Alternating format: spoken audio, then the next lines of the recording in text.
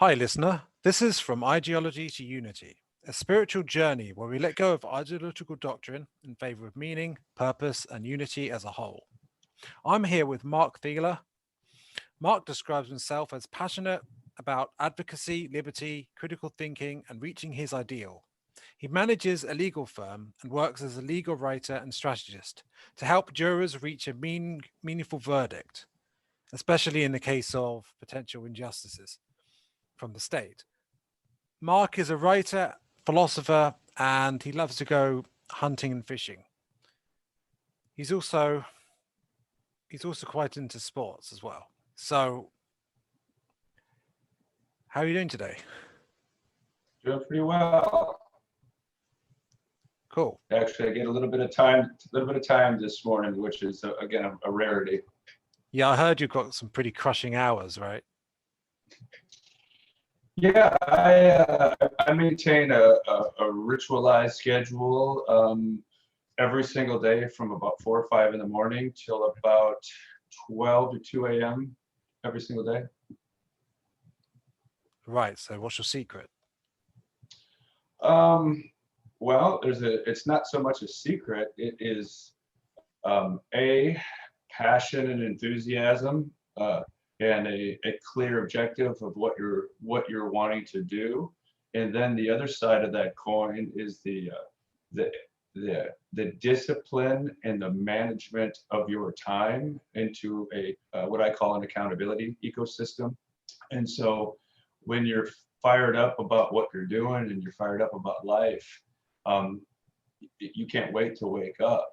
And so when I talk about the hours I work, I don't differentiate between work life and personal life and off days and on days and my time and your time and work time and off time. It's all work to me. And I'm in love with what I do on every front.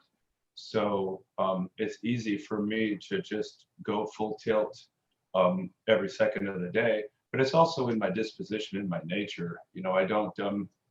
I don't stop. I don't relax. I don't chill. I don't hang out. I don't watch TV. I don't do what probably normal people do as far as being able to take holiday and take off and kind of have a downtime. Even though I do, as part of my crazy wild charge nature, I do embed within all of my life strategies time for meditation, more morning orientations, and other things that I've found to be super helpful for people with with my disposition that just their minds can't stop.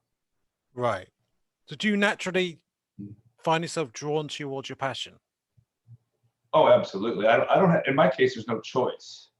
If like we're if I am not pursuing my meaning on my terms, um, it's been a long time, but I will, it's a depression for me if I'm not. So I have no choice. I have no choice in the matter. Now I haven't went through any of the spells of depression or downturn for probably a decade or more. But I have no choice to pursue truth and meaning and purpose. I think that's what happened to me. I think I thought that I was someone who couldn't apply myself, but maybe I was depressed. Now, I am not, I haven't been diagnosed with that then, but like for a long time, I didn't know what I wanted to do. And I think maybe a lot of people, if they're people who really apply themselves to their passion, they can just go all out. And I feel like Mhm. I'm like that. But I was going all out at things like computer games instead. But Mhm. somehow I wasn't happy with myself, right? Because it Yeah, because wasn't. we Hmm, yeah, because deep down our unconscious knows it all. We already know everything that we need to know, and so when we're pursuing um, a purposeless, meaningless life of irrelevancy, um, the byproduct is despair and depression, no matter what. Confusion, despair, depression. And Carl Jung has one of the greatest quotes of all time on this: is the unconscious has a million ways to snuff out a meaningless existence, and that's exactly what it does. So, if we're pursuing irrelevant um, relevant activities, and we're engaged in relevant, usually escape-based or validation-seeking activities, the byproduct will always be negative, and hopefully it'll be so negative and so jarring and so terrible that it will force the person to do whatever it takes to find that meaning. And for me, I've had it not just with my crazy kind of life experience, but I've went through what I've only seen it's called the Dark Night of the Soul. I think that's the best way that it's kind of captured with St. John of the Cross, where I've experienced that a couple times, to where I've thought I pulled myself through it. I thought I finally got through to where the black hole of depression and meaningless existence, where you lose the meaning of meaning. I've been through that twice. And when you first pull yourself out and you find that you've got meaning, only to find out later that your meaningful existence can be taken from you and leave you right back with a meaningless existence. It's terrifying beyond all words, yet the cosmos, I believe, does this to build up, to build you up in a way to where you no longer have this desire, this insatiable desire for meaning itself as well. And I found this through deep psychedelic work as well. So I've had the rug of comfortable certainty taken out from underneath my feet a number of times. And so I believe that the cosmos does this so it can really find where our metal truly is. Okay, so what do you, instead of chasing meaning, what's advisable then? What I see is resolution and relevancy above all else. So to me, we're here to resolve that which is unresolved. And so instead of finding meaning, if we focus on resolving that which is resolved, which is problem solving, which is seeking truth, which is clarity, and truth is only resolution. And you can see that with even our technologies, where we got black and white TVs, we have VGA monitors, and now we have 4K. And at every step of the way, our technologies and even our own selves will gain a clearer and more exponential resolution of the picture at hand. And so I think, when we focus on resolution and relevancy, meaning and purpose solves itself. I think, the first stage with a lot of this is when you think that you found your meaning and purpose, and you haven't done all of the great work yet, is you will fall prey to a lot of role play, like a redeemer role or a savior role or a high horse role. And so you'll start to think that you can help other people, or you'll start to think that you're on this high horse plane. And I think that's just part of the whole process. Sounds like you're looking straight through me. It's really weird right now, because this is like sort of where and this is what gives me a lot of enthusiasm and hope, is just, I would even think a couple of years ago, there wasn't anybody. I was alien. I've always been alien to everyone and everybody. And now it seems like the closer we get, the less alien I become and the more center I become, which is a phenomenon that is just wildly bizarre to me. And so I think more and more people are having the same parallel experience. And more and more of what I call the light of day, or the gnosis, is coming to the surface, where just a handful of years ago, it was not remotely. It was only within a handful of people deeply in the underground, and you couldn't find it very well. Right. So is gnosis what comes after the Dark Night of the Soul? No, I don't think after. I think the gnosis is always omnipresent. It's always here, and it's like we are always here. And it's like I go on about we can't improve ourselves, we can't even relieve our own pathologies. Even we're not going anywhere. We're just revealing what's already here. So the gnosis and the light of day is already here. It's always been here, and it always will be here, just like we will always be here. We're just trying to resolve the cobwebs of our unremembering, of our own unconscious unresolution. And Right. so The the more we obscurity that resolve, we've created. yep, by culture. Our culture is an installation of an operating system. And so the powers that be, our upstream providers, they didn't know any better. It's the proverbial blind leading the blind. So our upstream providers installed and instilled a cultural OS that was greatly false and fabricated. And so our first part of our great work is we've got to dissolve all of that comfortably certain, self-assured culture that we've been installed and instilled with, which is by far and away the hardest part of the whole process. Right. So when did this false OS start being developed? Oh, it's been since the dawn of civilization. This is what it's meant to be, and it's meant to happen. And Right. The so, stage. Yeah. yeah, so and it'll always be here. We will always instill and install programming into the downstream providers, which are our kids and the younger generation. So we're always going to be instilling and installing some sort of culture and some sort of material culture to the downstream providers, because it's part of the whole cosmos.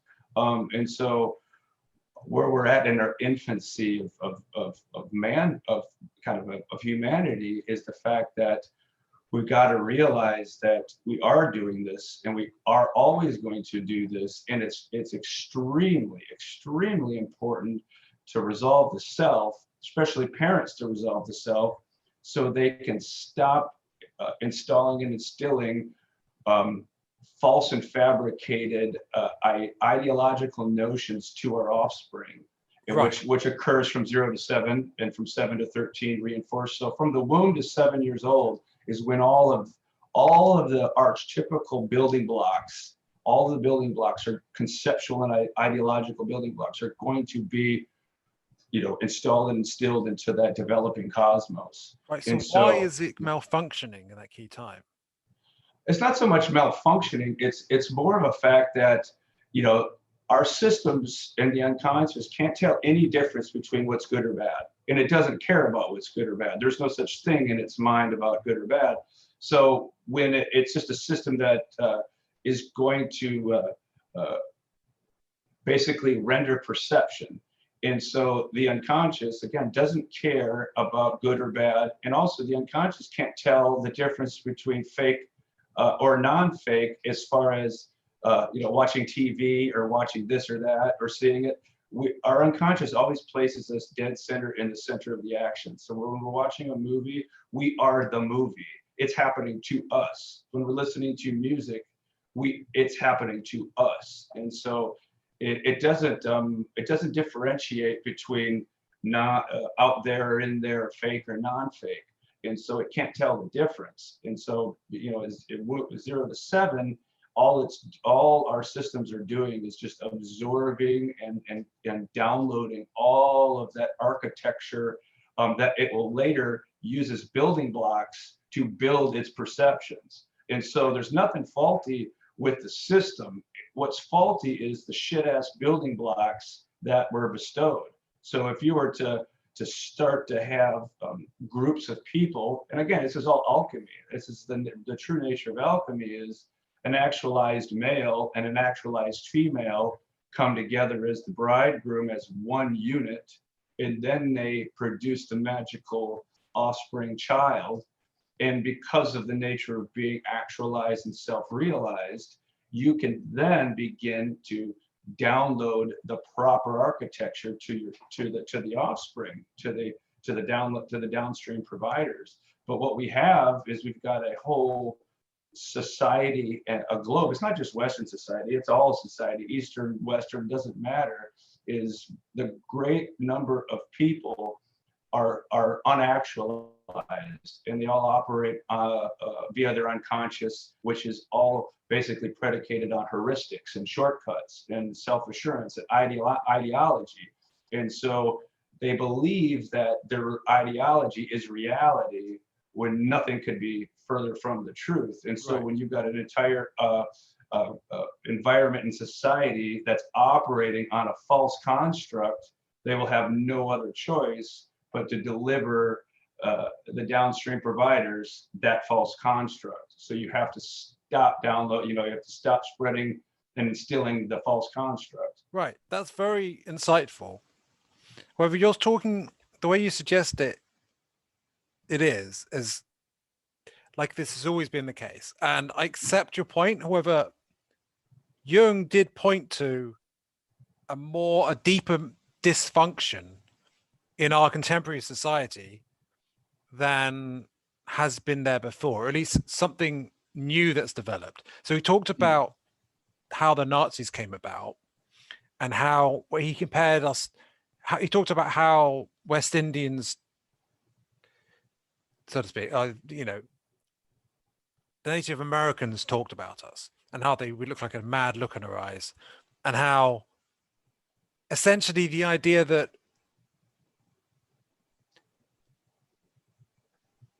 so how the church had externalized evil as like Satan and stuff, right?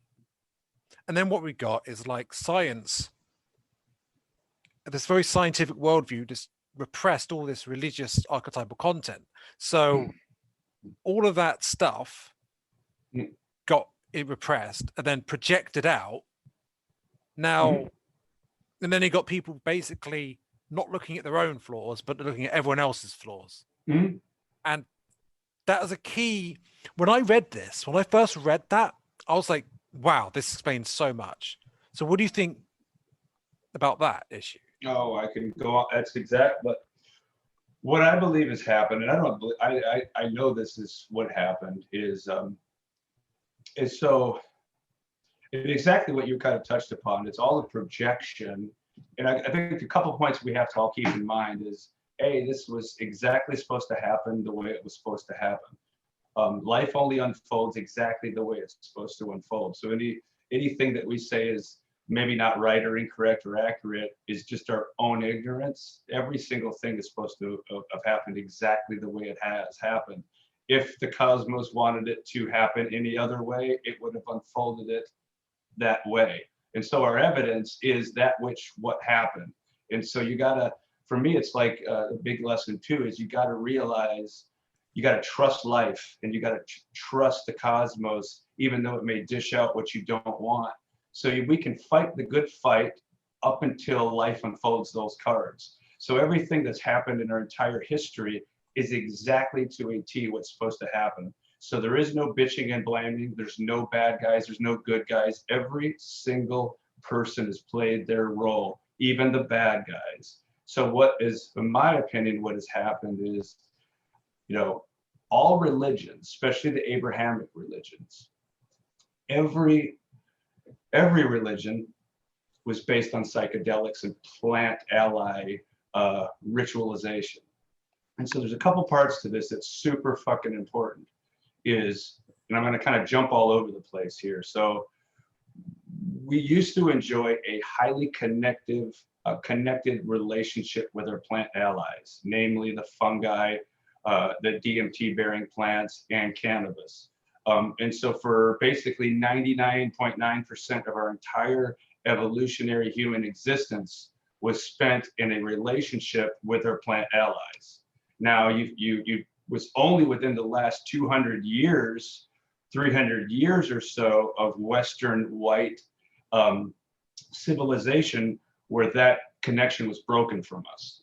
Okay, so we enjoyed this relationship all of our entire existence, which in my opinion, definitely, as anybody that's taken psychedelics realizes, they at the very, very base, they dissolve boundaries. They dissolve your comfortable certainty and your self-assurance. And so when you have those prolifically in a community, it's very hard for bullshit to build up and to solidify. because when you got everybody taking, and everybody, most people have a relationship with these plants, you cannot have that concrete self-assurance as easily. So when you withdraw that, you get exactly what we've gotten with Western society. Now we got to fast forward to one of the most important parts of the whole part is, so we have to realize that before the onset of the motion picture camera, before the photograph, before that, all human beings within their mind's eye enjoyed a relationship with actuality. So every picture, everything that we deal with is in mental images and pictures, every single thing. So human beings before the motion picture enjoyed a better relationship with actuality. So all the images in their head were from actual experience and interaction with actuality in nature. So, and Marshall McLuhan's work on media theory is so imperative to understand media theory and how all is kind of in place. So I always suggest people to go and read and rip up Marshall McLuhan's work, because it's imperative for understanding. So when the motion picture came into play, it basically hijacked our relationship with our mind's eye. And so since the motion picture up until now, it's hijacked and overwhelmed everyone on Earth's relationship with their own mind's eye. And the relationship with the mind's eye is the essence of esoteric hermeticism. And so everything that is based in real deep hermetic work is a relationship with the higher state self, which is a relationship with the mind's eye. And so it's almost impossible for a Western person to have this relationship, especially without psychedelics, because go ahead. What if they get into mysticism and like proactively try to like talk to spirit guides and stuff, but they don't take the hallucinogens? It's well, it depends. I think it's on a case by case basis. I definitely think there are, again, it's a mathematical propagation in my opinion. So I definitely believe there are individuals out there without the aid and the catalyst of psychedelics or any sort of catalyst of any kind. I believe there are just natural people where they're just on their conscious level in their work to where they do enjoy this relationship. So there definitely are rare, estranged people who do enjoy this relationship, but it's so few and far between that it's really, really hard to come across legitimate, authentic people, because most of the people who start to expose some of these ideas are deeply delusional. And so I found, throughout my experience, that the greater most part of the people who think they have a grasp on these things or think they're talking to or have a relationship, it's just another form of self-indulgence and self-assurance. And so you got to be pretty careful with separating the shit from the shinola, because it's a hard center line. Okay, that's a good point. Something I've been wondering is, you talked about everything turns out for a reason, and I do think that there's consciousness behind everything. However, I'm not sure if it's like a separate God determining things. Without, I mean, I'm not saying you're not saying necessarily we don't have free will, though it's all determinism per se. But I believe in full will. I believe in full will, but only when you're self-actualized. So what I believe is, it's very simple. Everything is mind. And so we are all mind. There is not even matter or energy. Everything is mind, and we are fundamental. So we're mental, and everything is mental and mentalism. So we're fundamental to mind because we are mind. We're not separate from it. There is no separate mind, and there's no separate God. I don't want to say we are divine and we are mind. And the more that we make conscious, the mind in what you would call God becomes conscious. So the more that we self-actualize, the more the cosmos self-actualize. So the more that we bring to the light of day, the more that God and the great mind will become the light of day. So it's like it's everything starts out dark and dormant, even God and divinity and mind. So mind in its first infant stages is dark and dormant and disconnected. It is unrealized and unconscious and untapped. And the more that we progress forward and we resolve. Like when you resolve your piece and I resolve my piece, we actualize divinity, and the mind becomes more conscious. And the more people that do their own work, it creates God. And so there is no separation. There is no like, we're all mind and we're all monads within the greater meta mind. Okay. So like it's all one, Mm-hmm. but there is a great deal of illusion. And so separation does exist as illusion, I suppose. Yeah, And absolutely. Yeah. I'm wondering, so we lost our relationship with plant allies. So we've got this built up, more intense illusion, I suppose. And maybe, I'm just wondering, would that force us to actually awaken more as a result later, as a reaction? Whereas before, for a long time, we've just kept on the same patterns. Maybe we have to break out of it.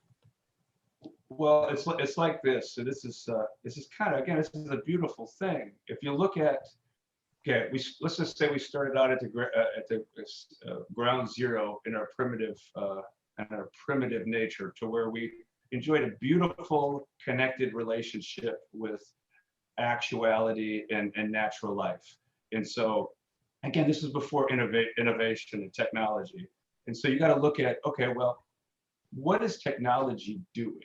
What is our tools and things doing, from the fire to the wheel to the radio to the airplane to the internet itself? Every single milestone of every single innovation and invention has had one objective, and that's to pull us all closer and closer together. So if you look back in the beginning of time, we were all scattered, and one didn't know the other from the other.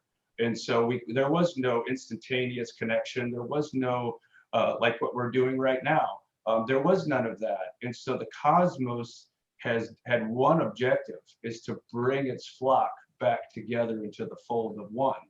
And so we've had to enjoy the technologies to bring us closer and closer together. And with that comes all the delusions and all the demonic clusters of chaos. And so we're living that right now, and it's becoming more and more intense because we're getting closer and closer to the source. So this is like the dark night of the soul, but for humanity as a whole. Yes, absolutely. And what's funny is that people think that we're getting further and further from the source, and it's absolutely the opposite. Is actually we're getting closer and closer and more on point to the source. And it's even though it's like a sinusoidal waveform as we get closer and closer to the source of truth. And so it corrects, and the corrections get smaller and smaller. So we get up and we get down, and we get up and we get down, but those ups and downs become less and less until we're closer and closer to the track of source. Yeah, the metaphor that came to me just now was this idea that you're heading towards the eye of the storm, and it's getting more and more and more stormy, right? And then suddenly you're in the clear. And if you stay on that path, you're golden, right? Yeah, that's why I like to use the metaphor of a hard centered line. Is so in the throes of the storms and chaos, when you can't grab a hold of anything, you've got to grab a hold of something. And so you got to grab a hold of what's fundamental. And so our whole experience is to separate the shit from the shinola, so we can actually figure out for our own self what is worth holding on to. And it's not holding on to anything. That's what you kind of find out. And that's where this mysterious heart center line is because you can't clutch or cling to it. You can't put your feet on it. You can't do anything with it. It's like you're damned if you do and damned if you don't. You don't, and you'll never know. So what are you going to do when you don't know, and you find out that there is no meaning and purpose, and you find out that that you can't do anything. And so what are you going to do the day after you find out that you're damned if you do and you're damned if you don't? There's nothing you can do about anything. and that everything's going to be ripped away from you and taken from you, and you're going to die no matter what. And so what are you going to do? And so to me, that's the whole saga for humanity is you can't lust after the result. You can't play the game. This eternal game of one up is to self-assure us into what we're always seeking, which is an answer. And when you're always seeking this answer, which is the ground state of comfortable certainty, it's still this uncertain, this lack of faith in the cosmos. And when you stop having a lack of faith in life in the cosmos, and you say, I'm going to run through this storm, come hell or high water, right through the dead center of it. And I don't give a shit what happens. So if it doesn't hand me what I want, I'm still going through it. If it hands me what I want, I'm not going to become self-elated and self-inflated and then fall off the track. You know, there's all sorts of ways of falling off that track, and usually success or social validation or any of that stuff will get you off the track more so than having life hand you shitty cards and then you get disgruntled with it. It happens either way. So you've got to be able to kind of go dead through the center of chaos, knowing full well you're not going to get any resolution for that chaos, and you got to be okay with that. Right. Yeah, that's pretty cool. That's pretty. Because that's part of that down here is like down here, what I call the land of Malkuth, which is the 10th sphere on the tree of life. I call it the sphere of low-hanging fruit. It's the land of causation, the land of material. You know, this material world is real, but it's not real like we think. It is real. Causation is real. Materialism is real. This is a real place. What we think may not be real. Matter, matter is not real per se. It's a projection of a holographic reality, but it is real for our definition. So we have to do the work. And this is what deep psychedelics has taught me too, is like, we can't stay in the land of mysticism. We can't stay in the land of relativism and magic. You got to do the goddamn work here. It starts with the material world and the ordinary and the mundane.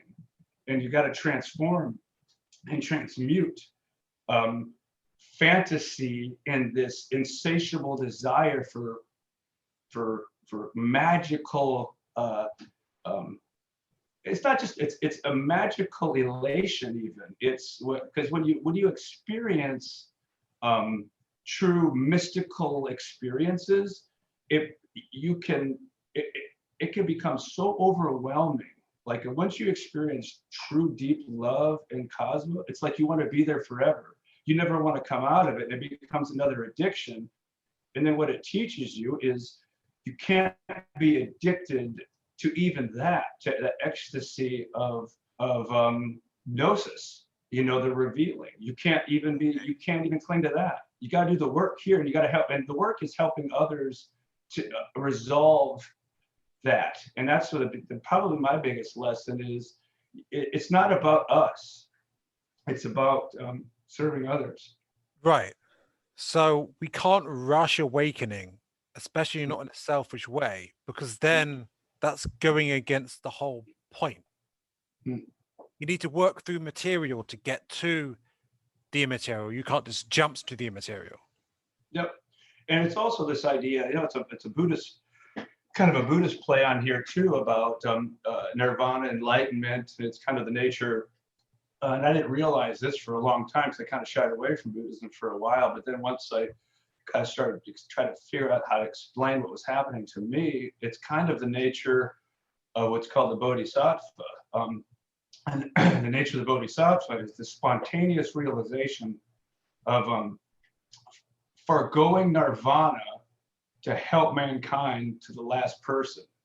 And so it's to me, it's also kind of this, the highest of highest state acts of love, because it is that way. It's you have a choice once you have done the deep great work to live and exist and be absorbed into this ecstasy, which is this pure resolution, which is enlightenment. you have, once you've experienced and have done the work and you've become enlightened, you can integrate and absolve into nirvana and enlightenment. But to me, and I think to some of the people that have went through this before, is it's also an act of self-centeredness and selfishness. To me, the higher state calling is, once you realize that that's there and you know that it's there, it's not a belief. It's not like a self, you're not fabricating it. It's something altogether different. I can't hardly explain it unless you went through it. There is no belief. It's this whole thing that transcends, that you know is there, and you know it with the full totality of your being. And you have to have the courage to forgo that, to step back into this place of misery and suffering and chaos and shit, to then put up with all of the people who are going to tell you your shit, and they're going to make your life miserable and suffering, and you still have to help them. You still have to help them. Yeah, exactly. It's the allegory of Christ is exactly what that metaphor is. Bearing your burden and picking up your cross and knowing full well that it is going to be a nightmare of misery and suffering for you. And it is. Right. It is in a way, but it's also not. Right. So you mentioned before the interview, you mentioned that you've been through a satori experience. So is that the awakening that comes first? And then you have a choice about whether or not you actually just going up and ascending by yourself or helping people out, basically. Well, for me, it was really weird because I never had anybody around who helped me with what was going on with me. And to me, you know, a true satori is a spontaneous, sudden flash of enlightenment. By nature, it's a flash of enlightenment that stops the world that you once knew, and it shatters it. Not just like small alteration or a small thing. It literally shatters your entire world perspective, their perceptual perspective. Every single thing that you ever bound together as a perception gets shattered. And for me, it was so simple and so silly that when I put it into words, it cannot be intellectually grasped. So, and I remember it like the back of the day. So I think it's very common for people with their inner dialogue, which is a relationship, is we talk unkindly to ourselves. And for me, I was always athletically gifted, and I've always been gifted. I've always been intellectually smart, and things have always come easy to me. But what I was always had in my mind, and not just my mind, my self-dialogue was horrific. I hated myself. I really despised myself in many ways. And so I talked very ill of myself and never had a proper self-image. And so everything that I did was forcing and fixing other people's perception, which was an act of manipulation, so people would like me and see me for how great I saw me.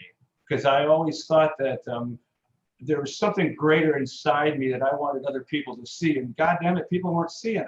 So if they're not seeing it, I got to make them see it. And so every time, but at the same time, you felt that you were great. Yep, exactly. But it didn't match up. So all of my manipulation and everything that I did, even learning and finding out things, I learned things, and I didn't realize this at the time, but I learned all of my things so then I could use them against my fellow man, whether I would beat them up intellectually or I would use trivial things to show off my intellectual prowess. I was always doing things against my fellow man. Were you arguing with people to sort of show your superiority and stuff? Yes, absolutely. Yep. Holy shit, that's what I did. Yeah, and so when those things don't, and when those things don't match up, our unconscious knows. We know we're full of shit, and we know when we're not on the right path. So then that's where the relationship starts, and we know when we're living a falsehood.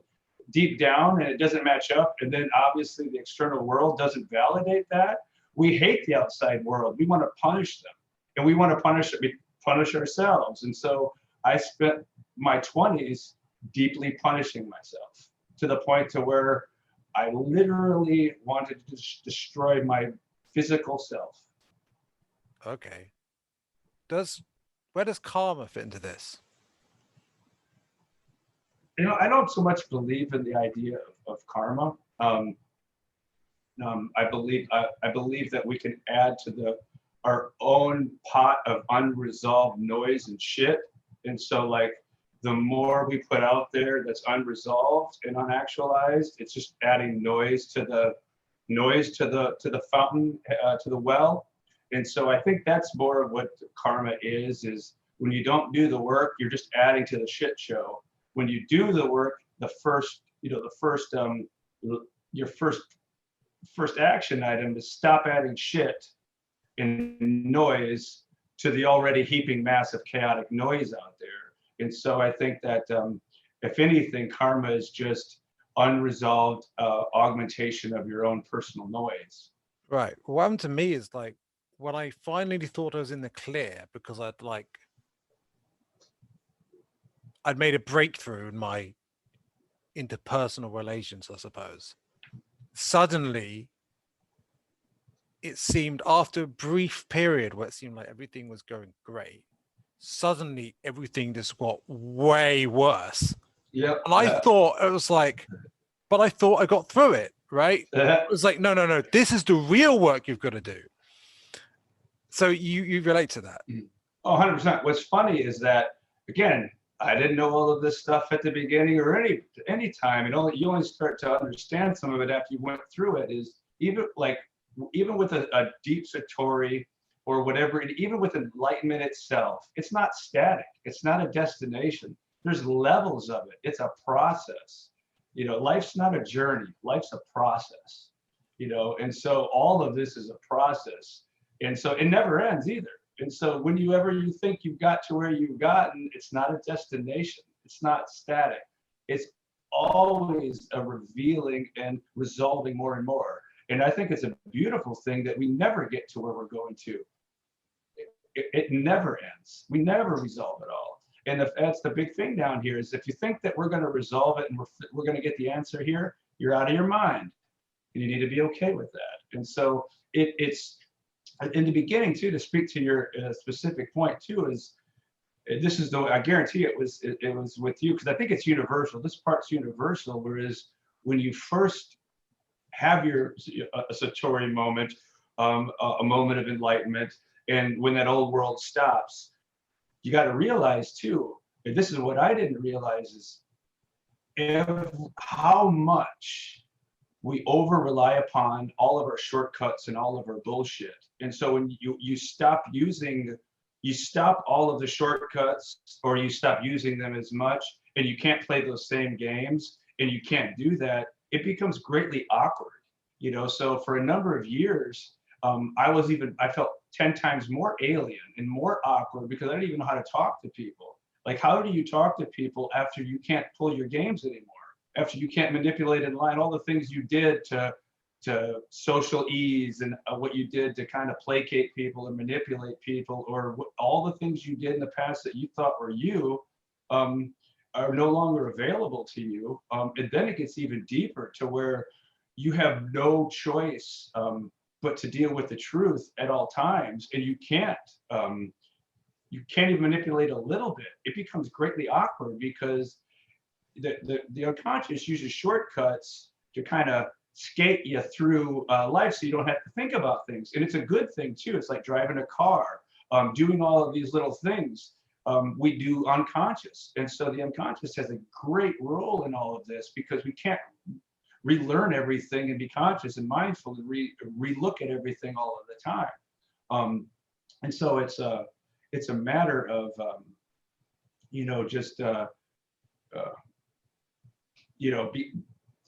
learning how to be in the world again, after you realize you can't be in the world as it was. Right.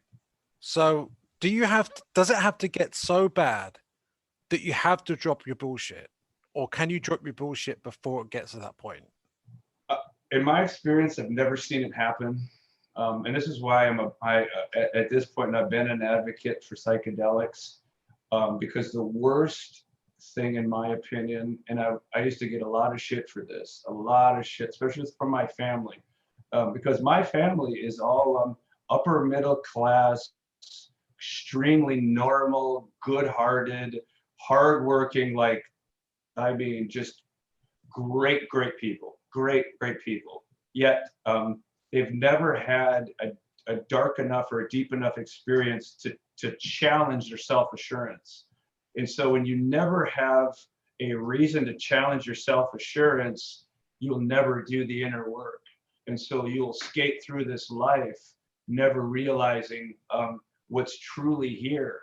And so to me, I believe everyone needs to have a psychedelic, deep mystical experience so they can understand what's truly here. Okay, so would you say it's like the biggest catalyst you could have?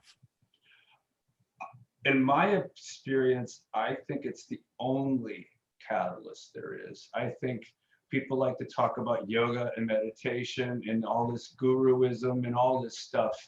And I know I've searched the world over for all of this and all these people. And I've got, I'm a big book collector, and I've searched the world over for everything, for truth and the people that really represent the truth.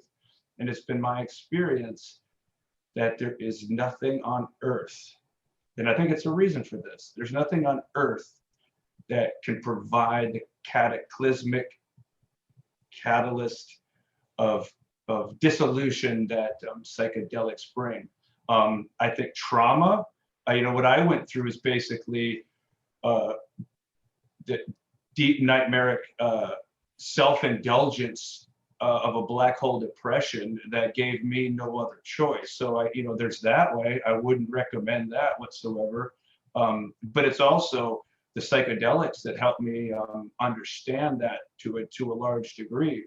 So I've only seen, in my experience, that the plant allies,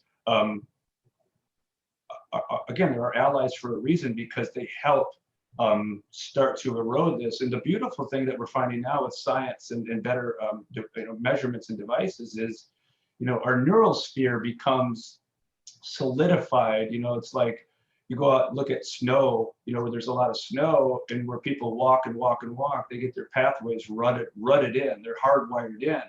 And so our neural spheres, by the age of really 12, 13, and then later about 25, 26, it's all hardwired. That you cannot consciously self-speak your way out of a prison you consciously made yourself.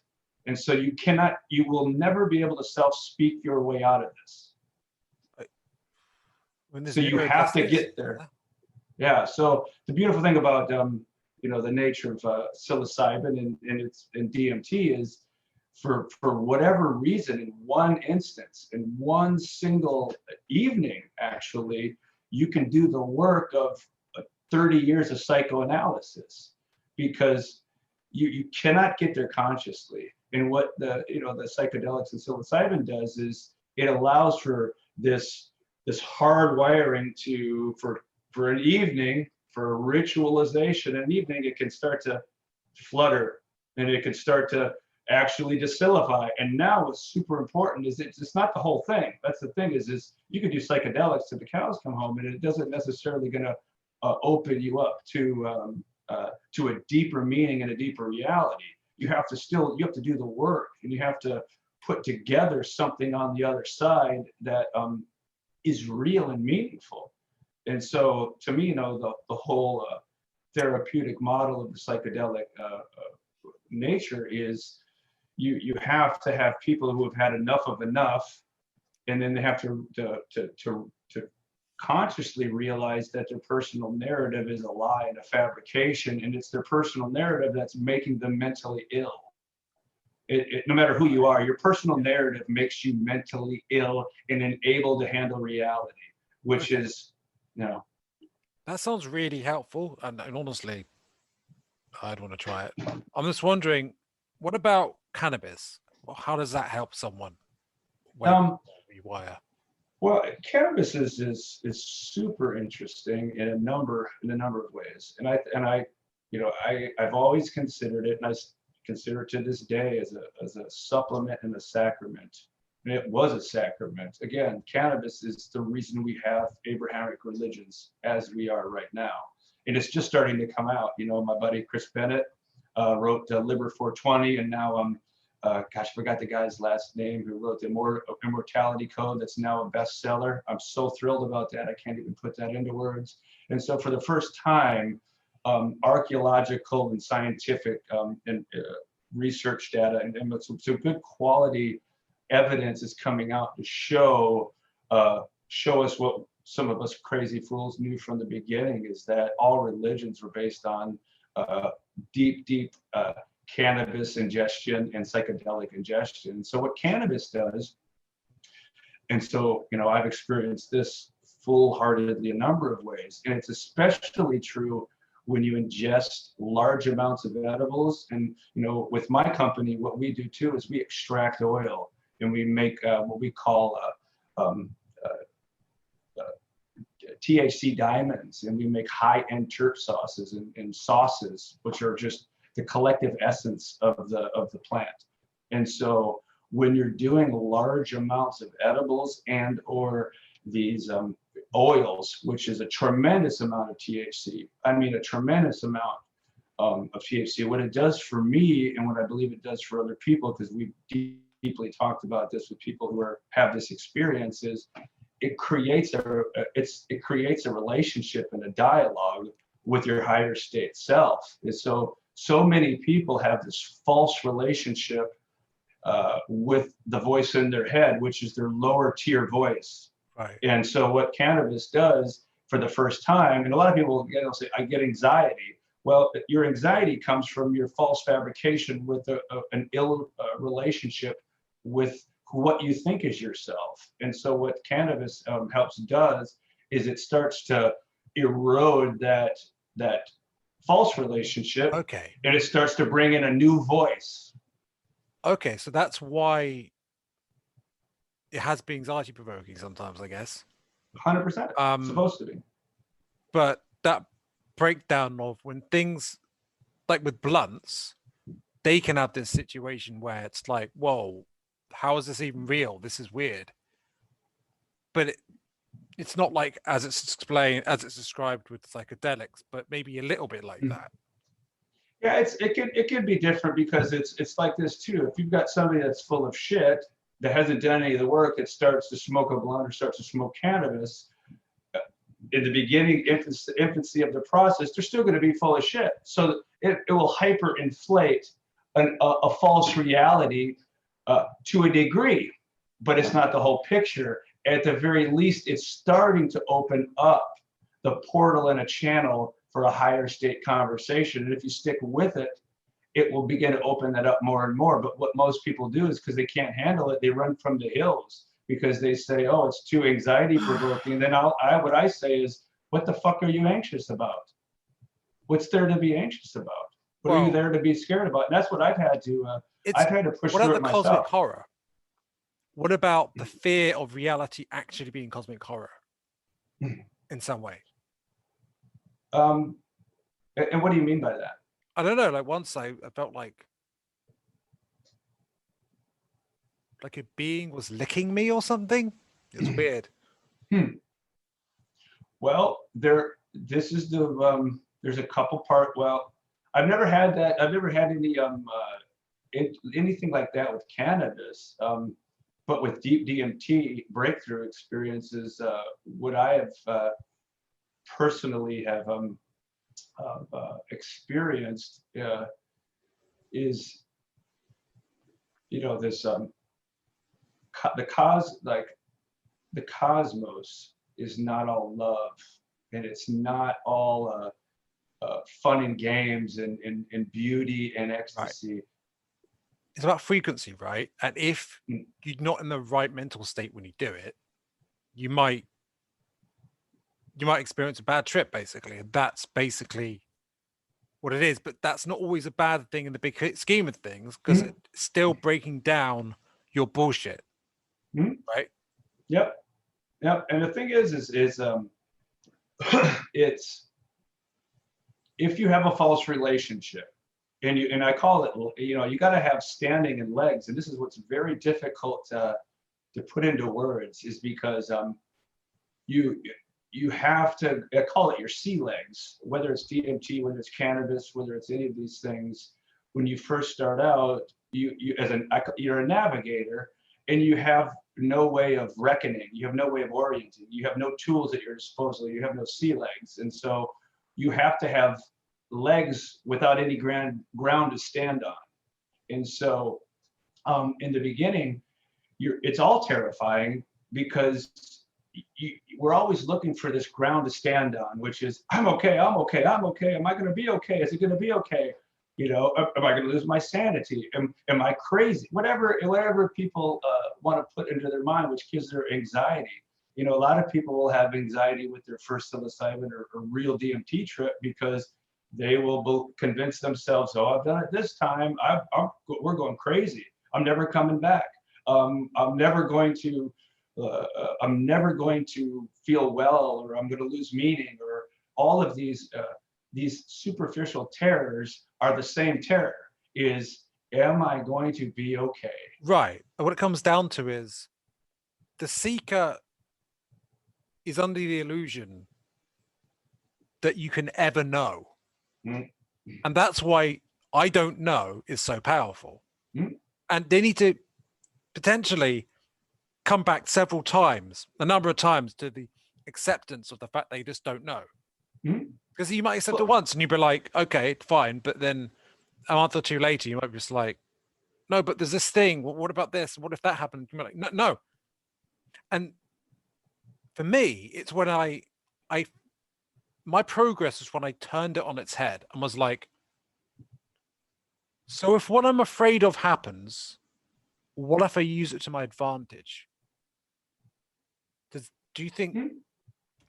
Yeah, it's always to your advantage. The thing is this is the silly thing. It's kind of the cosmic joke and the cosmic giggle is, if we realized we didn't have to do anything or go anywhere to get it, you would laugh your ass off. And that's the way it is. You don't need to do anything. You're not going to improve. You're not going anywhere. You're not going to get better. You're not going to, it doesn't matter. What matters is there's only the here now.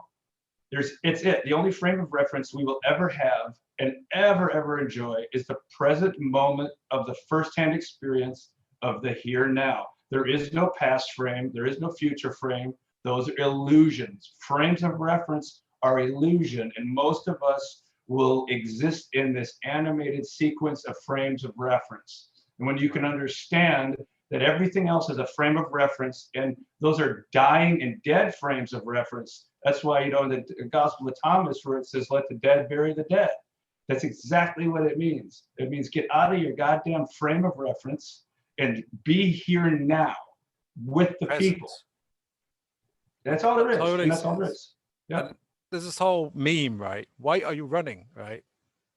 And honestly, I've realized it's actually really apt. It's not just funny. It's actually wisdom in disguise.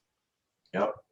And it's also like, and this is what's important, like the true teacher's got to realize, like, you're not going to help anybody. Get off your fucking high horse. You're not going to help anybody. You're not going to make anybody better. You're not going to get any pats on the back. It's not going to validate your purpose and meaning in life. So get over it and get on with it. And then you can do the work. And then you can help people. That's, I don't really want to hear that, but you're right. What's so funny is none of us do, I think, because we want to have this a crown of feeling good about what we're doing. Like you're saving people. Yeah, like you're again, but what happens is, and you can see this with the postmodern left side of the aspect of ideology, and this is where I'll go on and on about. We don't know if you look at ideology as a sphere, you have a left and a right component, obviously. So on the right, which is conservative, which is reliability and It conserves novelty. So on the right, it's a beautiful thing. This is how this thing's set up. Is so the universe is always exploring and expanding novelty. So every single thing that is unknown that we bring and manifest is novelty, and not all novelty is useful. And so the right only conserves that which is useful and relevant.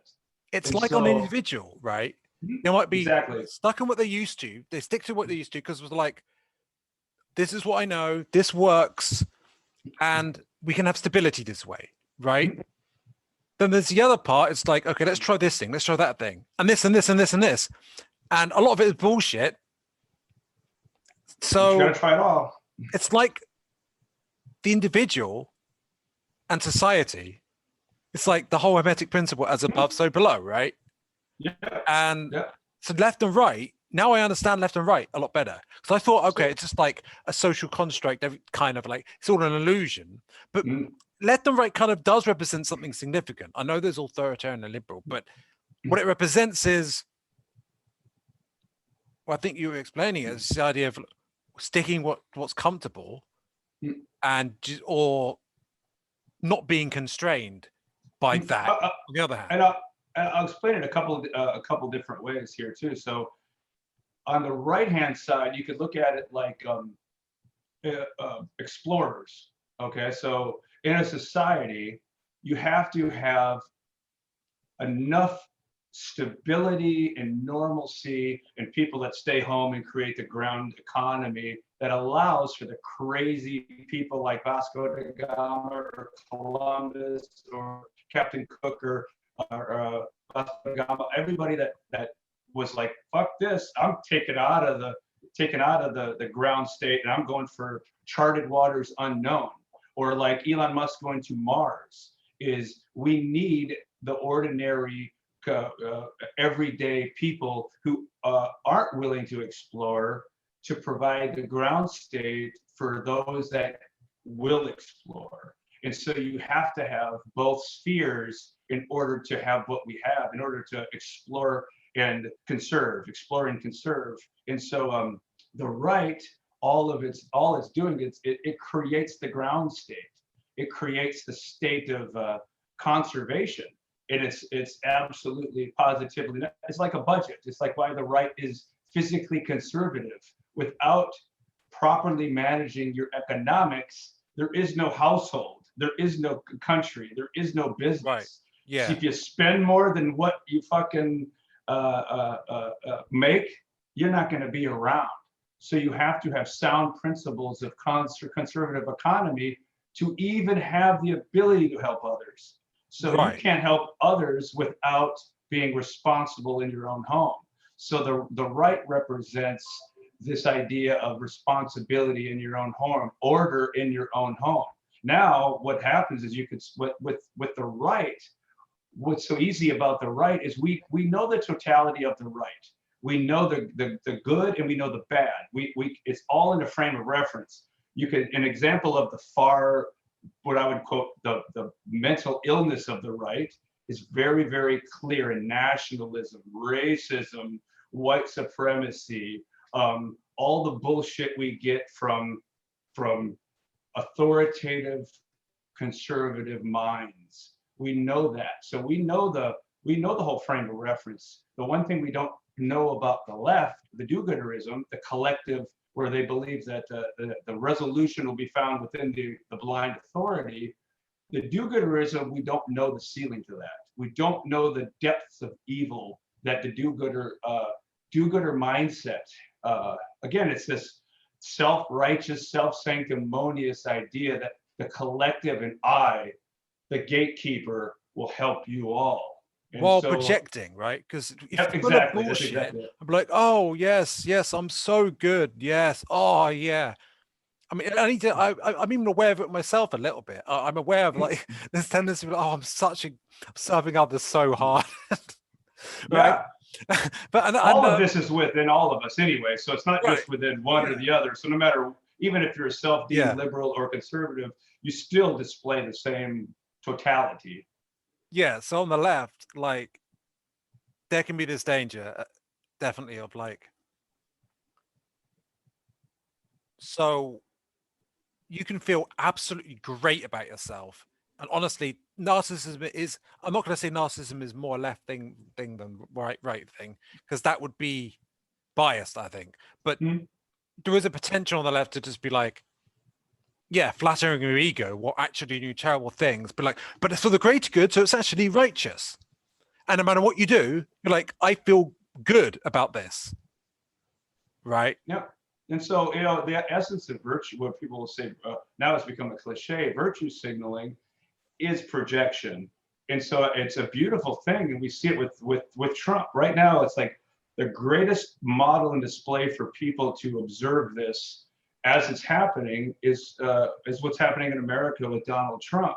Is is because it's such an extreme example. We're able to easily identify what's happening even more so. So what you've seen with the left is vilifying and projecting all of their all of their insecurities and all their unresolved work onto Trump and all of his followers. And so instead of the left doing the work, the inner work, and stop going, okay, well, you're deceitful and you're a self-centered guy and you're doing this and you're bad and you don't care like I do, because the left is all of this. Again, it's the same thing with mask, no mask. If you don't wear a mask, you don't care as much as I do. And if you're not suffering or you're not as passionate about all of the social injustice, you don't care as much as I do. Right. And that's this whole projection of, you don't realize you are no different.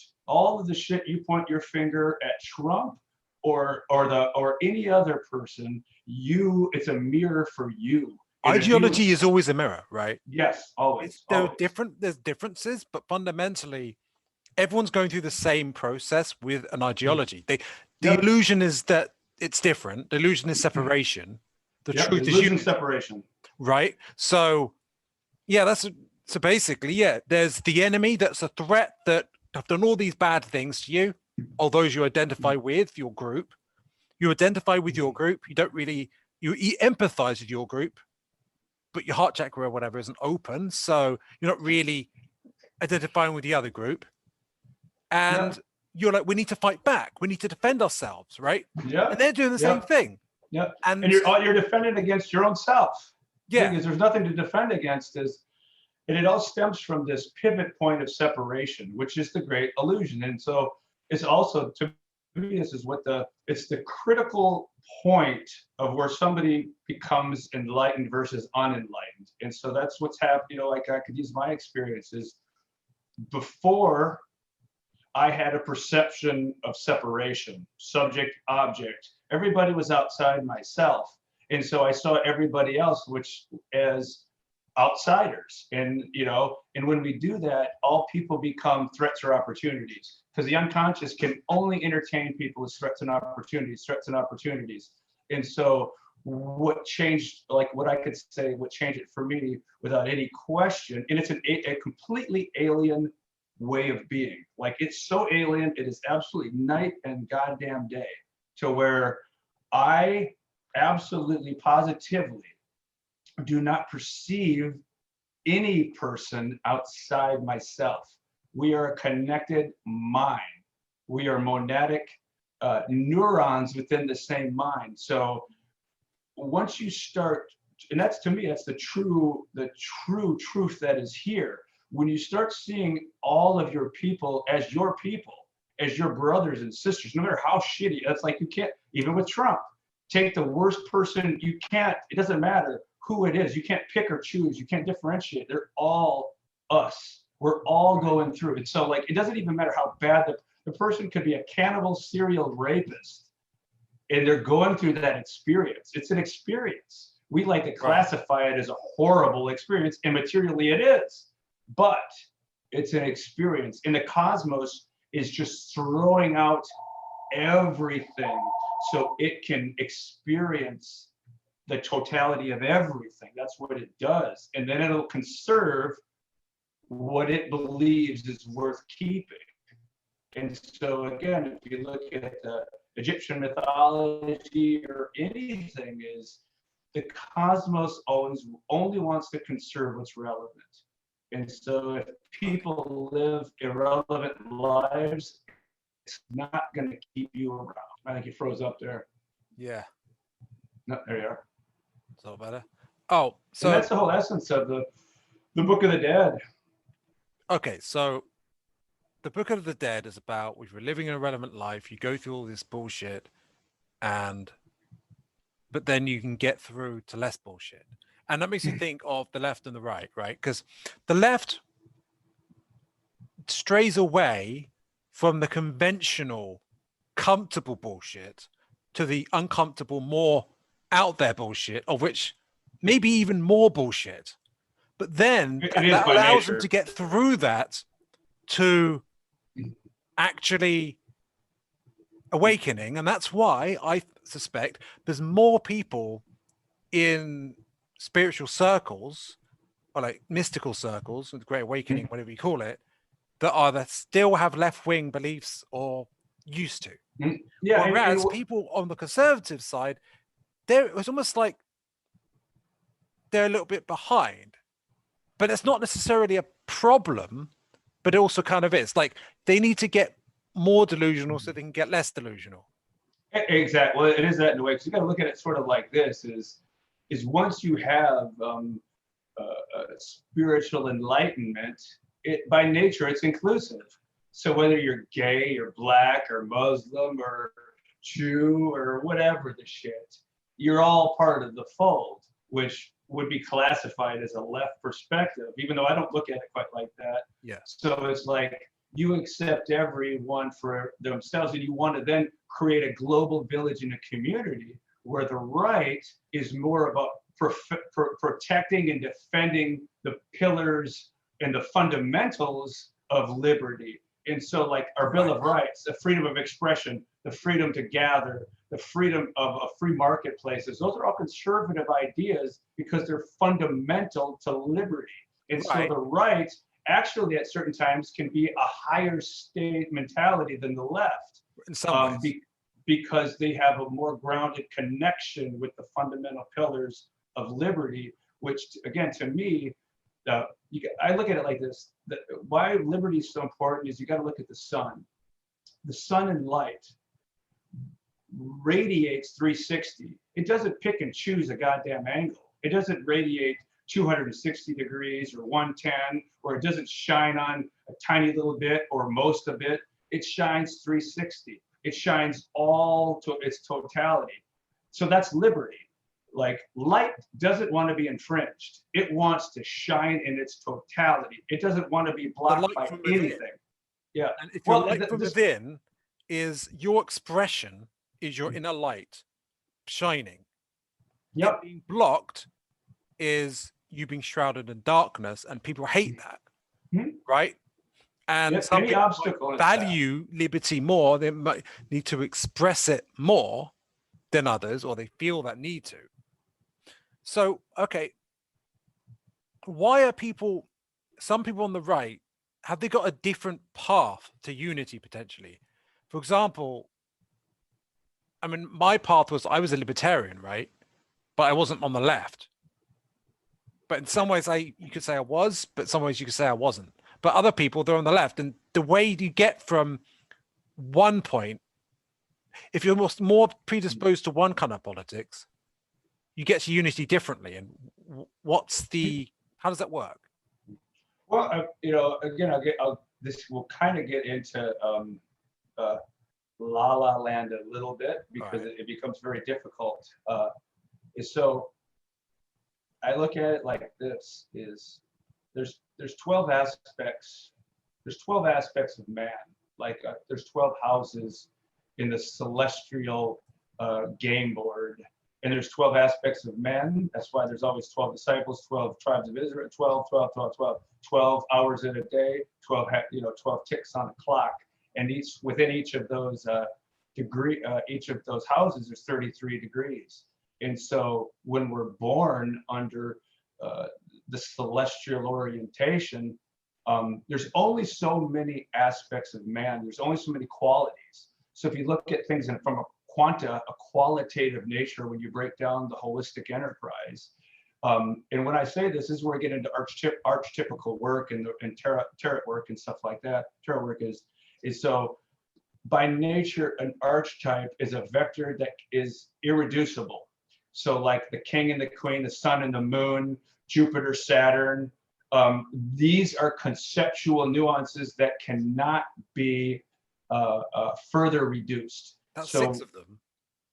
Oh yeah, I was just sort of giving just a general right. explanation of it. But there are 12. Within our environment, there are 12 houses and 12 celestial influencers. What are and they? So, they're the obviously take all of the planets, and then there's Charon, and then I'm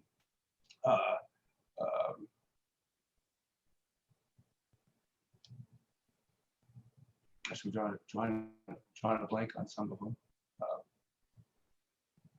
So it's not like the tarot, like the magician or the king, or are they linked to the planets as well? Well, yeah, they are absolutely. They're absolutely. So basically, you got to look at it like a electromagnetic field of influence. And so you've got basically Pluto, Neptune, Uranus, Jupiter, Saturn, Venus, Mars, Mercury, Earth, and then you also have a Chiron, which is a comet that is in a body that's big enough to exert influence over things. So you just have to you got to almost get away from planetary concepts into forces and styles. So it's a force. It's energetic. And yes, and so here another thing I'll throw in there too is what we have to understand, because a lot of times we like to discount this, and I did for the first half of my year. All of our psychological conceptual nuances are rooted in our relationship with the stars, namely the sun. So if I go and say, that woman's cold-hearted, well, what does that mean? What's a metaphor for being cold? It means there is no such thing as cold. Distant. There's only a measure away from the center of source. So there is no cold, there's only hot and heat. There is no distance, there's only the perceived proximity from the center of source. And so there is no duality or relativity. It's only a measure from how far away we are from the center of source. And so every metaphor can be reduced to an archetype and a vector which can no longer be reduced. And so, a sun, which is the center of our solar system, you cannot further reduce that. A father, you can't further reduce that. What about a planet that doesn't exist anymore in our solar system, where the asteroid belt is? Well, the thing is that, first of all, everything changes, and we are changed. And so whatever changes, the forces still hold true. Whether new forces move in, new forces erode, because it does, as above, so below. But within our duration, within our existence, we have this perceived of time moving very slowly, obviously. So the planets have been here for billions of years, and they're going to be here for billions of years. But does that mean that they're not going to change and dissolve, and just like we are? It does the exact same thing. So when things move in and out and ebb and flow, spring, summer, fall, winter, spring, fall, summer, winter, that's always going to happen. And no it's matter fractal, what happens. Yep, absolutely. So it's do you want to talk about the Emerald Tablets of Hermes at all, if that's relevant? Yeah, I can. That's really interesting stuff. I've done a couple of episodes talking about it. Yeah, really, it's one of my more fond deals, but a lot of times I have to be refreshed on some of the details because I'm not a terribly detail-oriented person at times. All right, so that is if you feel it's relevant. If you feel it's relevant to what we were talking about, it's pretty interesting. Like, unless you want to talk about Thoth. Well, that's the same thing. Yeah, I guess. So the fundamental principles of how reality works, right? Mhm. That's what it's talking about. Mhm. And the essence of hermetics is what is here, and it's about a Right. relationship. And it's about how the overall universe is. It's about how we are Mhm. at the same time, Yep. right? That's Whatever we what have in our own mental state is exactly what the cosmos is going through. Doesn't matter how big, small, it does not matter how far or wide or whatever. Whatever's happening here is happening everywhere.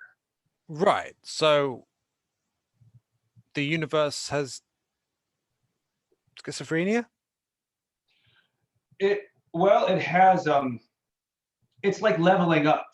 I would say it's not it's like when you get to a certain state of consciousness, um, you don't go backwards, but you will continually be resolving in other things. So like even when you think that you're in this enlightened state and that you've resolved all there is to resolve, we haven't even scratched the surface. There's so much that's it's not so much even that it's unknowable. There's so much that is we've unknown. And that I don't care. Like you do all the work here and you like, finally I've leveled up. And then you go on to, let's say you die and then you go on to the next, you find yourself in this new place. You're going to start out in that new place on the ground floor. Okay. Because there's a lot of work. And Is to it me, it's love like, of truth? If the universe is it's, love and the universe is truth and the universe is light, it's ultimately all of those things, right? but it's also darkness and it's also chaos and it's also all of those things. So the same fights that we're fighting down here, other entities are fighting other places on also magnitudes that would be unbelievable to us. And so, again, I've seen this with That's again, dimensions, right? exactly, yep. And We're so going to like the fifth dimension, but that we continue it up there, we continue it beyond. I believe there's enterprises at work and entities at work. If you got also kind of go look at it like this, let's say that I've got a planet far, far away where for some reason the reptiles beat out the amphibians and beat out the mammals, and all of a sudden, because reptilian nature is logic, is cold-hearted logic and ration without mammalian emotions. And so, if you were to imagine a reptilian species that did not enjoy mammalian emotions. Are you talking about the Orions? I don't know. I don't know what. I'm not sure. Well, about okay, that. that was an interesting synchronicity. Carry on. Yeah. So if you had a enterprise in the galaxy where logic and ration prevailed, and you didn't have the idea of compassion and emotion, you would definitely have a culture and a set of beings who would not give a shit about the lesser people that they assimilated into what they thought was the strong survive. We need these resources. We need these things, and so you being in our way is logical. If you were stronger than we were, you'd be overtaking us. But since you're not logically stronger than us, we are going to overtake and eat you.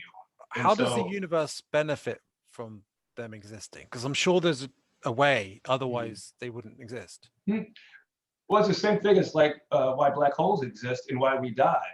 Is Shiva and the dark side exists so it can metabolize the irrelevancy for building blocks for relevancy. Is so Right. the For only our reason sake, we there's benefit from destruction. it Yes, in a absolutely. way. Yeah. Yeah, that's what I came to. The idea that the reason why it's almost like a fundamental law of the universe that there's this balance between light and darkness. If there wasn't any divide, it's like the light would be complacent. Well, you can look at it Eventually, like maybe you would end up developing a situation.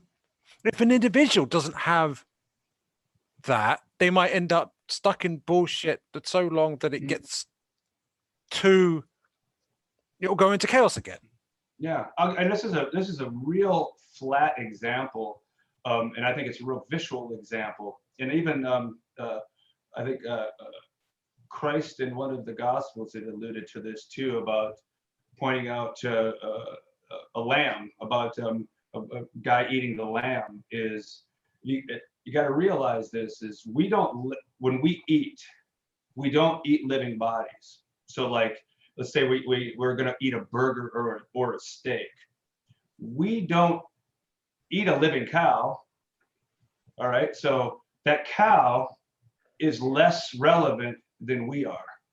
And so in order for us to sustain ourselves, because we're predators, we have to take the cow, a living body, viable as anything. We have to immobilize it. We have to take its movement and essence and vitality out of its being. We have to create a dead, lifeless, motionless body, and then we rip it apart and we consume it, just like a black hole does in the celestial universe. And so we digest and metabolize lower life forms that are more irrelevant than what we currently are. Same thing with us. Balance, though. What's that? But it might be out of balance, like the way we're doing it. Yeah, absolutely. If this is what's so great. If irrelevant creatures are over-consuming on lesser irrelevant creatures, and I'm using the word irrelevant really loosely here, because obviously cows, chickens, and our life forms aren't irrelevant. They're only less relevant to us, because if they were relevant, they'd be preying on us. And so the idea of relevancy is who's able to come out on top. It's, Even who's plants able to are predated upon, in a sense, by herbivores. Yes. And so you can see where the kingdoms are lesser tiers of relevancy. So, as far as our dominions and kingdoms come into play, is at each level, it levels up. Is it defined differently too? What's that? So it's defined differently what's relevant. Well, so that's why on Earth there have been aliens, negative ones that have preyed upon us, and there have been ones that have helped us. Mm-hmm. And we have had to deal with the challenge of negative aliens, partly for our own good, just as we've got to have the help, partly for our own good. And I think the big lesson for all of us, which is an allegory to the Garden of Eden, and why we are, like even the divine Pymander, which translates into being a shepherd, and why we are stewards of our environment, and why us men are going through all of this anyway, is as top of the chain predators. We have to realize that you can't feed and consume irresponsibly on the lesser creatures. Is you have to have a balance and a harmony across all interrelationships of life. And so there's nothing of lower life form. There is only what is. There is only what is. This was the journey into darkness. Like, this is like the that book, Jesper Conrad's book, Into Journey to Darkness, and it's like, in a way, you could say Apocalypse Now. What it represents is humanity integrating its shadow means that we actually start doing more messed up stuff to the planet and all of that, to the point where it's make or break, right? And what it is, and this is like the Christ analogy too, is Christ consciousness, and the idea and the allegory of Christ is where an entity lost himself in love. And so when you lose yourself in love, you lose yourself. And so when you lose yourself, you no longer I'm gonna say you don't care, but care about yourself. It's not it, but you and your pursuits are immaterial to the greater work at hand, which is to create harmony. Is that what you're doing? Sorry, carry on. Yeah, I would think so. I'd like to think so, but where I'm at, I don't let myself like stick with that, because I think, again, this whole thing is you almost have to, you can't look dead at it. You got to like almost meander through this, is because the second that you start thinking that you're on this pathway, or you're doing something like that, the work becomes self-indulgent, and you'll get off the mark. Okay. So it's like, it's right back to what I have to do is I have to always, this is where the process and training comes in. This is where it's a real deal, is you're always working with the here now. And so all these ideas of what you're doing are immaterial. It doesn't fucking matter. Those are lies. But if you're in the here now and you're forthright with life as it unfolds at the speed of light, the rest solves itself. And so the more that you can trust life, and the more that you relate, because again, the whole idea of this idea of Christ consciousness and enlightenment is you have a relationship with actuality. So when life unfolds at the speed of light, you're no longer manipulating it to self-suit your delusion. And the delusion is separation. The delusion is you have past and future frames of reference, and that you're not working with the here now. At any time we're not here in the present here now, we are unable to be assistance to our people. And so the second you start gravitating toward the lust for result or past regret or any of these conceptual ideas, you're fucked. And so you got to know you're fucked. And so if you start to practice, it's like weight training. It's like training like anything else. You have to continually snap yourself back into, whoa, okay, all right, I'm getting on this. Yeah, this because you high keep on horse. slipping, and that's okay. Always. Yep. You don't be like, oh my God, I cannot accept that I've slipped.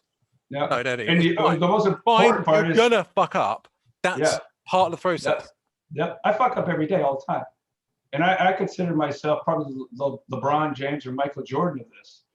I consider myself a superstar in this arena, and I fuck up all the time. And so if that tells you anything, it's a lifelong process. It's lifelong work, but it's worth this is where, again, where once you're on this path, that's where the enthusiasm and energy comes from, because you're excited to do the work. You're working on your character. You're working on the fundamentals. You're working on finding the others. Yep. You're working on finding the other people living as opposed to dying. That are on this. Yep. It's the idea of self-actualization and becoming alive. And when you're only alive, when you're in the only frame we have, which is our only currency, here now, and we have to pay attention. We have to pay something. And so we're going to pay attention to irrelevancy, or we're going to pay attention to that which is relevant. And the more we pay attention to relevancy, we become an agency of relevancy. And if you pay attention to the words I'm using, agency isn't an agent. An agent is static. Agency is eternally moving. And so when we're in the flow and the optimal nature of life, when we are alive with aliveness, we are an agency of relevancy, because no matter what the fuck comes down that pipe, we can deal with it. And we're not going to manipulate it into a false fabrication.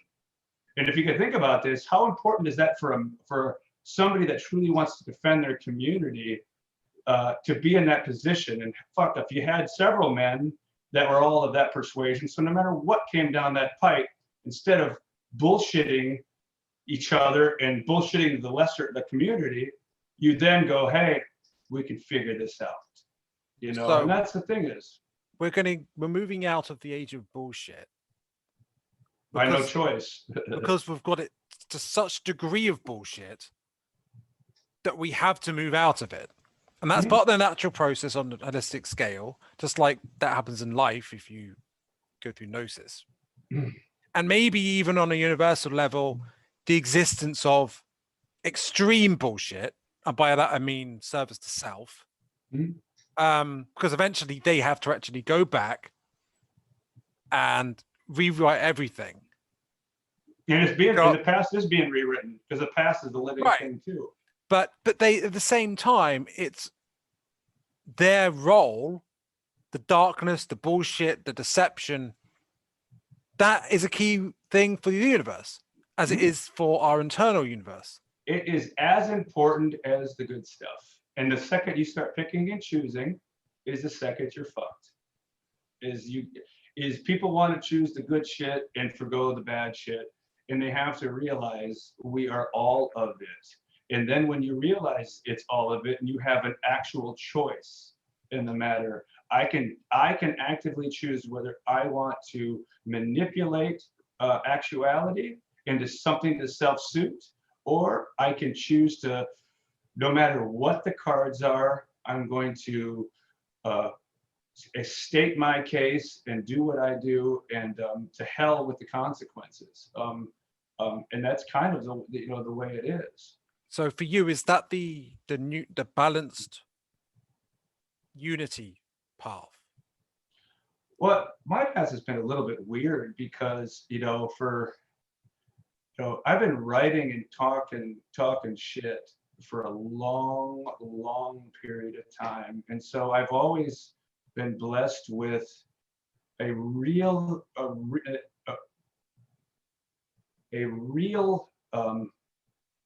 even when I was more full of shit, I didn't give I didn't care what people thought.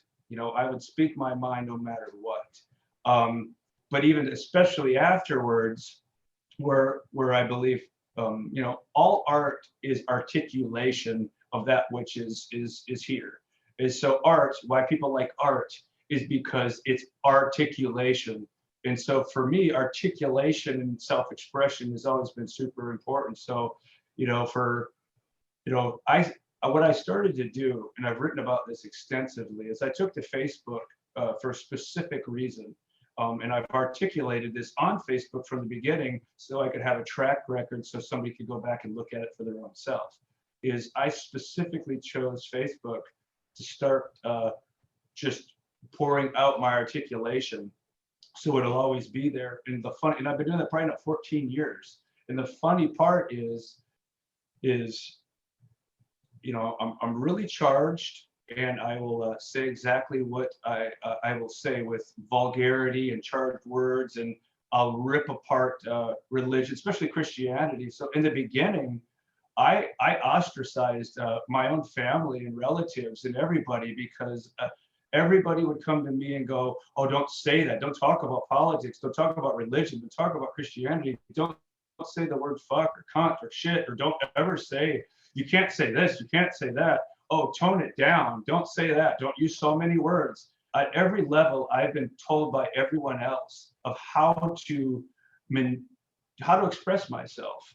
And so I tell you, a big thing which created a lot of animosity in my life, and there's still some residual of that, is other people telling me how to self-express my articulation. And so in the beginning, it was tumultuous and chaotic and very hard on everybody around me, including my wife and my dad and my mother and everyone. I've not alienated, but I've had a lot of relatives who were not happy with the way that I talked on every front. And now what was so funny is, like, I have been an alien outside the circle, and now as we get closer and closer, whether I've conditioned people or whatever the case may be, I'm now finding out more and more and more of the same people that ostracized me are now coming to me. And so I am becoming more and more center and more normalized and ordinary, where it wasn't always the case. So all of the things from cannabis to psychedelics to AI to holographic reality, I mean, I could go on and on and on. All of these things, everybody was going, "You're crazy, you're far out, that's bullshit, you're crazy, you're weird." Like, I've been called you're an arrogant know-it-all, you're who the fuck do you think you are? Yeah. I've heard it all. I've heard every single thing you could possibly name. And yet now at this point in time, it's like people get it a little bit better. It's the awakening. It's the new age. It's 2020. I mean, and so I didn't realize at the time, because in the beginning, I was very angry because I knew, and this wasn't a point in time where I was seeking self-validation. I knew that people needed to, like, why aren't you reading this? Like, you guys pay attention to all this stupid TV. You guys need to read what I'm saying. Like, you really need, this is the blueprint. This is the blueprint for self-actualization. I can give you the tools. You know, it's like, I used to say something like, you can give all the monkeys all the pieces of a pocket watch in the blueprint, but I'll be good goddamned if they'll ever be able to tell the time of day. And so you could give people all of the things that they need. Here's the keys. Here's everything you need. And nobody picked up on it. And so that made me really angry in the beginning, is because it's like, oh, why isn't anybody listening? This is gold. And so, like, for me, I didn't realize that that the more that I would inject my own bullshit into the equation, the more it made it harder for that message to get through. And it also was, the time wasn't right, but what I was doing was seeding. And so it's very important, I think, for other people up and coming, is to work on your craft and realize that you're always seeding. And so maybe people aren't receptive or paying attention or catching on to, or seeing you for who you are. Whatever that case may be, you need to relax, work on your craft and relationship with your higher state self, and which is life, is quit caring what the audience is doing and care more for your craft and your relationship. And so again, I didn't realize that at this time I was seeding the ground. Wow. So yeah, so when it turns out that bullshit sometimes helps, or at least maybe in a way always helps in its own way. No matter what, it's like, even if you do nothing and you die, well, I say that, I'll qualify this here too, and this is, I think, an important concept, because it's set up like this. And the picture behind me, which is the actual taken from the Book of the Dead, of where Anubis and Thoth are bringing the dead in front of Osiris, and the heart is being weighed against the feather of Ma'at, which is the god of justice. And so if your heart is heavier, if your heart has poison and venom in it, and it tilts the scales, the idea is your soul can be eaten by the god Sobek. And so to me, you can go through life not doing the work, and so you get to that judgment day, and there's two things that can occur. Is you can be ripped apart and brought back into this existence for another go at your resolution. Right. But it's just like an eclipse where there's a tilting. And so you can become so lost or so venomous or so dark that your entire soul, your entirety of collective nature of what you've ever been can be obliviated. So there's a difference between dying and obliviation. And so, the allegory of the Egyptian mythology is, yeah, you can have some goes at it, but there will come a time where a universe has had enough of your shit, and it will obliviate you. So and gods can be obliviated, and by obliviation, souls can die. Yes, and not just die. It's a difference between dying and obliviation. Obliviation is that which is no more. It's not even within the unmanifest and manifest. It is literally not even broken up into binary parts. Unwritten out of the timeline. Yeah. How is it transcendent that? Right. If in a sense, if a soul can be destroyed, is that why souls are born? Well, it's this idea where it's always this there's always consequences, and there's always a reckoning. And so that's one thing you got to know is no matter what, even if you think like, oh, well, we've got souls and we're actually immortal. Woo! Well, if you think about that, think about if everybody on Earth realized that they were immortal and that none of this matters. We're going to be okay anyway. We're just going to do what we want to do. Okay, well, the universe has figured this shit out. We've went through all of this. Like I can't even explain it because time doesn't even give a reference. We've went through all this before. Everything that we think that we're new frontiering, it's been done quadrillion years before we ever showed up. Like This has all been done over and over. The universe has already figured this shit out, and it realizes that it has to have reckoning, it has to have balance, it has to have consequences. There must be a way which is new. The way I see it is that it rhymes and that there's always new iterations, even if they're only slightly different. Right. It's hard. It's kind of hard to put into words because it is like that and it isn't.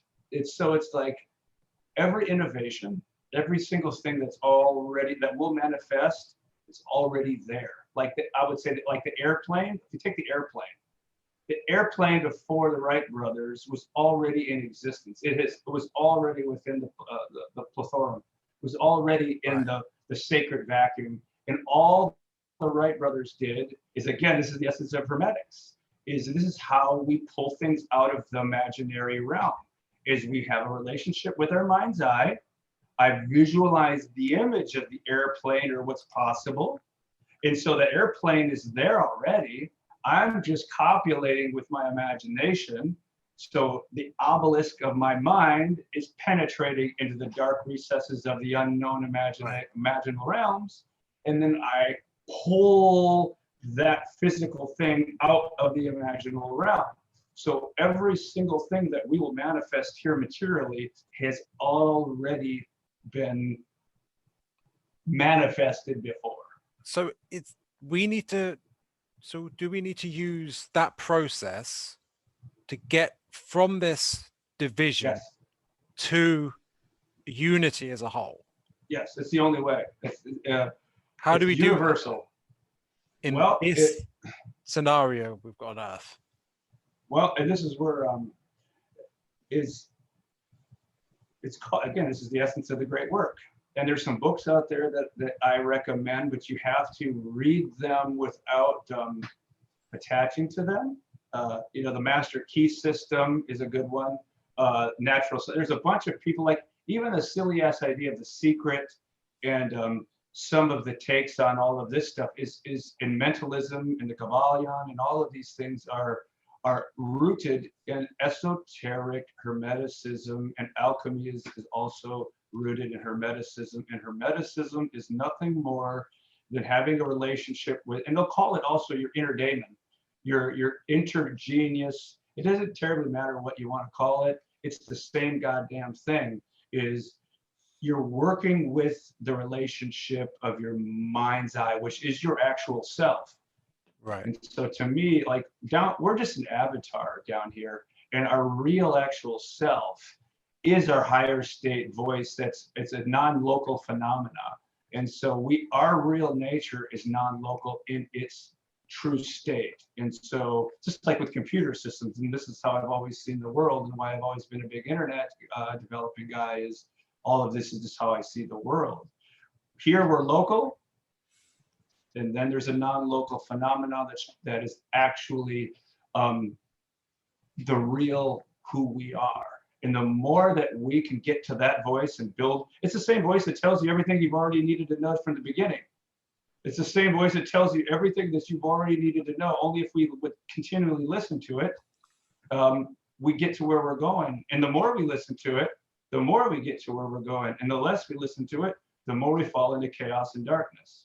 Right. So essentially, it's like we need to do shadow integration on a worldwide scale, doing that shadow work, and that's a hermetic process, and that's the real great work that we've got before us. Yep. and it can only be done on individual by individual by individual.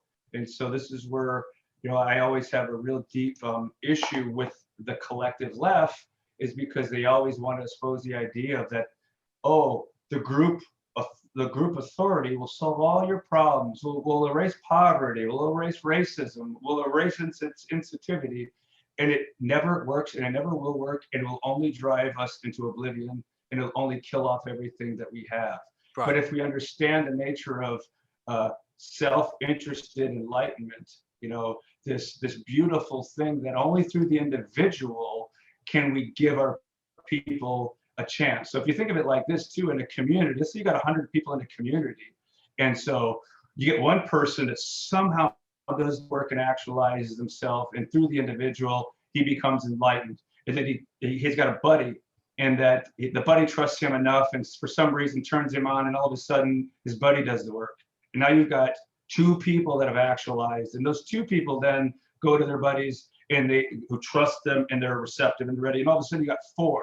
Now you've got a force to be reckoned with. If you got 6 or 7, 8, when the body becomes individually actualized people who aren't delusion that the body is going to solve your issue, it's only through the collective work of the individual working together that you can then solve any problem. It's this idea of, again, where you can move mountains, and it's absolutely true. Right. Well, to conclude though, I would say to unify, we need to unify ideologies, which means we need to unify the left and the right, and we need to unify the individual and the collective as well. And without forcing or fixing them into what we want them to be. Right. So perhaps, there's this idea that someone called Ken Wilber talks about, which is this idea of holons, which are both parts and the whole at the same time. And that seems like a good way of representing this, because obviously we can't just be like, well, our side has the answer, so those guys are wrong. And I think you grasp that. Well, it's like this, what I was talking about too with the 12 houses. So it's just like this. Again, this is simple, self-evident stuff. Once you kind of tune into it, is you can't force or fix other people into what I call our terms and conditions. And so true love of your fellow man is unconditional, which means you don't place terms and conditions on your love. And so what happens most of the time is, when somebody doesn't meet our terms and conditions, we exile and excommunicate them from our love. And so it happens even with loved ones, is if I don't match up to your terms and conditions, you will withdraw your love. If you withdraw your love, that's infatuation. That's not love. And so you've got to understand first what infatuation and fixation is before you can understand true love. And so if you can imagine that we have 12 aspects of man, and let's say you're on the upper right-hand quadrant of it. And so you represent and embody 3 aspects of the totality of 12. Obviously, you're going to have, they're corresponding. They're not opposite. We like to think of them as opposite, but it's not. It's corresponding. And so your 3 will have opposite corresponding polarized points. So if you meet that person with those 3 opposite points, it is very likely, especially if you're unconscious, you will clash like water and oil. You will be absolutely antithetical. And so that person obviously won't match your terms and conditions because it won't see the way that you see things. And so you will then see them as an enemy or somebody in need of, hey, you need to come over to the way I am. And so you will never, ever, ever, ever, ever get the other side to be the other side. And so we want everybody to be this homogenized like us. And instead of being like, all right, here's my disposition, here's my actuality, because it's not all relative. Everybody likes to also live in this quasi bullshit gray area of relativity. We're not all of the same. We have specific gravitational impressions that are our dispositions. And so that's why it's like the most beautiful thing in the world. The more diverse somebody is, you should be celebrating and learning and plugging into that diversity and understanding it, even if it clashes with your clear, strong disposition, because you will not only will you learn, you can then begin to understand how you yourself can harmonize your own self. So like, again, I've seen this with my own self is, so if you're really into your disposition, you can over tilt. You can way over tilt. So when we over tilt, we then create chaos and shit and disharmony. And so instead of, again, this is why the left and the right need each other so goddamn much, is if you're so fucking conservative, you're out of balance with the left. And if you're so relative and wishy-washy and gobbledygook with the left, you're going to be out of touch with your ground state and natural fundamental reality. And so whenever you feel yourself tilting, you need to stop and see how you can start to integrate, not just integrate, so how you, it's like manifest a better harmony with that other side. Yeah, and I think that pretty much sums up not the answer, because there's no final answer, obviously, but at the very least, a step towards harmony, it's a mapping kind of unity. It's a mapping of sorts, because it's all universal. So it's all universal. So what's happening here and happening to you and happening to me is happening to everyone. It's the exact same thing. So and this is a great thing. This is a good thing, because it's like, what I say constantly is the antidote is found within the poison. And that's a good thing. So what works for you will work for me. What will work for me will work for everyone else. Now, the life experience and the way of getting there will be different, but the universal spring, summer, fall, winter, night, day, ebb and flow, 12 aspects, archetypes, never, ever, ever, they will never change. They cannot change. And so if you can understand that there are things in this universe that you can bet and stake your entire existence on. There are those things. And so it's not a relative world. There are fundamentals.